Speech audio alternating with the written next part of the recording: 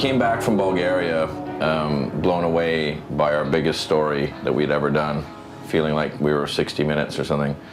And we gave all the footage to our editor, Jake, and Jake was confused and saddened and freaked out by it. So what we're going to do is go through the whole editing process with Jake. Did you go to Varna or Baffa first? I don't know what Baffa is. I think Baffa is Varna. That's Cyrillic, that's phonetic, and that's English.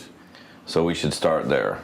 We did an article in the magazine about a French journalist who went to Bulgaria and bought a warhead on the black market. We were so fascinated by this that we decided to fly to Sofia and research it ourselves. And when we were there, we met this guy who had written the first article about it from Standard. He's an American dude, but he's been living there for 10 years.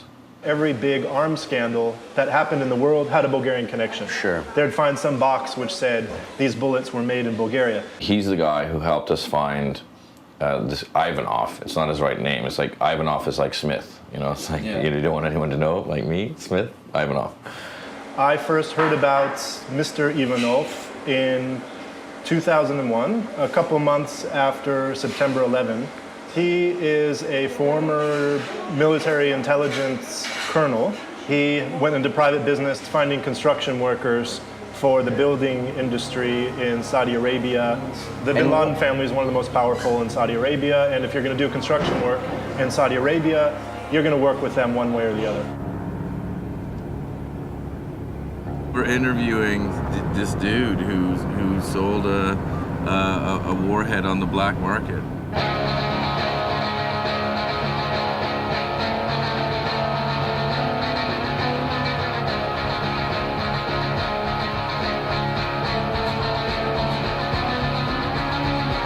We're here in Sliven, which is in eastern Bulgaria. It used to be a Russian military base where they have some arms dumps. Sliven is important because it's the place where the French journalist bought the warhead. It's where everything went down. So we went there and are researching and checking things out, and we get word that Ivanov is actually in Sunny Beach.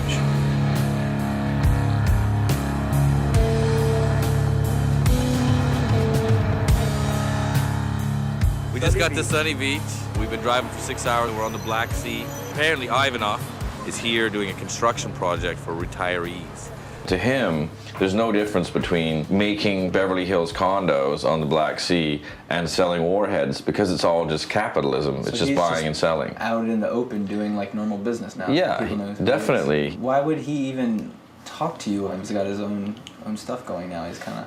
Well, because we gave him money. Again, everything's very simple there. It's capitalism. It's just like, you want anything, pay for it. The mentality is selling women, selling drugs, selling guns, selling condos, selling cars, selling houses. It doesn't matter. And the attitude, too, is this is your system. It's your capitalism. How can you look down your noses at us for selling warheads? That's what you do. Warheads are worth money, therefore we sell them.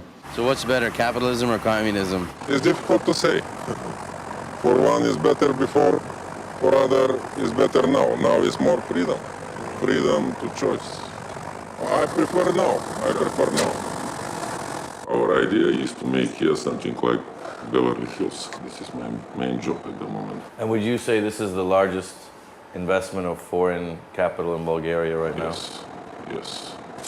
About 80 million. 80 million. What's the property tax situation in Bulgaria? Once you buy, you have to pay tax? Taxes are funny. If I tell you, you will not believe. Okay. About $10 per year. As we're talking to him about his construction project, which actually has a lot of Kuwaiti and Saudi Arabian investment, the topic of the bin Laden construction company came up, and he said, look, if we're going to talk about this anymore, we have to go back to your hotel where we can film in private, and I want my face blurred and my voice distorted. And we said, okay, let's go.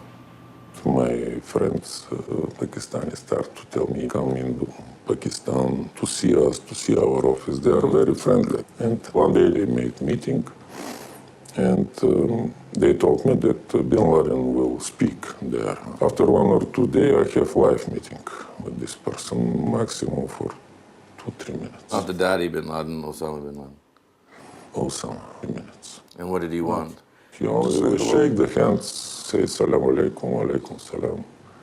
and nothing more. But on the next day I have meeting with his assistants, and they asked me for a nuclear power station.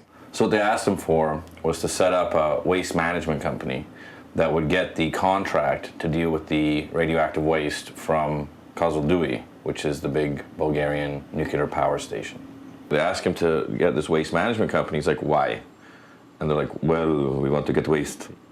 That's me being an Arab. And then he said, but why? Why don't you get the real thing?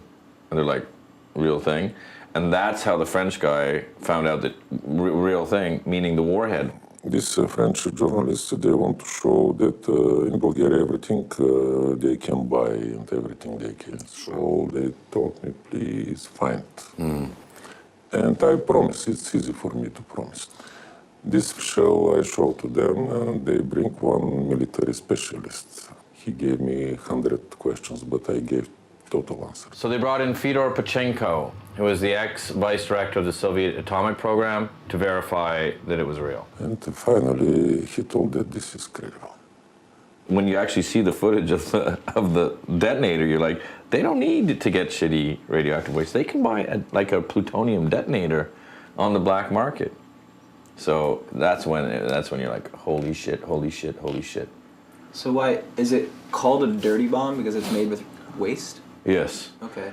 So let's say you set off a dirty bomb made out of cesium or something, some radioactive material in New York. It wouldn't kill that many people. Maybe it would kill like a couple thousand people, but it would irradiate all of Manhattan. So everyone would have to leave New York because the chances of getting cancer would increase like 100% day by day. Obviously, nobody wants to get cancer, so they leave. You can't come back for another 30 or 40 years, and you can't clean it up. So New York ceases to exist.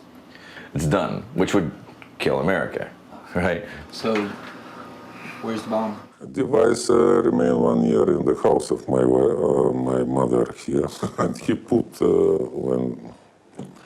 vegetables in one garden. Well, we said, where's the bomb? And he said, oh, I buried it in my mother's garden in Varna. And we're like, well, hey, we'll give you money. Let's go get, we'll go see the bomb. He's like, no, we can't. We tried to find out, but, the bomb's still out there, which is kind of terrifying. Or there's other bombs. I mean, this was part of the old Soviet arms dump from Sliven. There might be 10 other bombs. God knows who the hell bought them.